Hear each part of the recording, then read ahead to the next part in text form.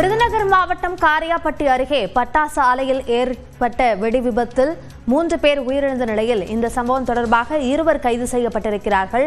இது தொடர்பான கூடுதல் விவரங்களை நம்முடைய செய்தியாளர் கணேஷ்குமாரிடம் கேட்கலாம். கணேஷ்குமார், கைதாக இருப்பவர்கள் யார் யார்?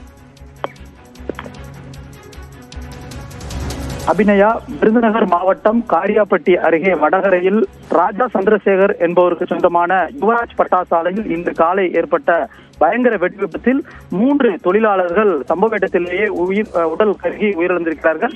மேலும் 3 தொழிலாளர்கள் பலத்த காயங்களுடன் விருதுநகர் அரசு மருத்துவமனையில் சிகிச்சைக்காக அனுமதிக்கப்பட்டிருக்கிறார்கள். இந்த சம்பவம் தொடர்பாக காரியாபட்டி காவல் நிலைய போலீசார் ஆலையினுடைய உரிமையாளர் ராஜா சந்திரசேகரன் மற்றும் ஆலையினுடைய போர்மன் வீரசேகரன், மேற்பார்வையாளர் கனிமுருகன் ஆகிய 3 பேர் மீது அஜாக்கிரதையாக செயல்பட்டு உயிரிழப்பு ஏற்படுத்தியது, அங்கு உரிய பாதுகாப்பு ஏற்பாடு செய்யப்பட்டது உள்ளிட்ட 4 பிரிவுகளின் கீழ் வழக்கு பதிவு செய்திருக்கிறார்கள். முதல் கட்டமாக ஆலையினுடைய போர்மன் வீரசேகரன் மற்றும் மேற்பார்வையாளர் கனிமுருகன் ஆகிய 2 பேரையும் ஆலையில் வைத்து போலீசார் அதிரடியாக கைது செய்திருக்கிறார்கள். மேலும் தலைமறைவாக இருக்கக்கூடிய ஆலையினுடைய உரிமையாளர் ராஜா சந்திரசேகரனை தனிப்படை அமைத்து தற்போது காவல்துறையினர் தேடி வருகிறார்கள்.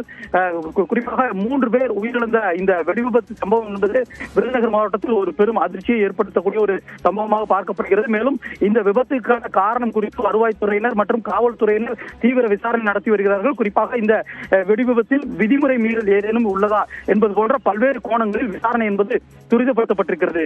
அபிநயா, விரிவான விவரங்களுக்கு நன்றி கணேஷ்குமார்.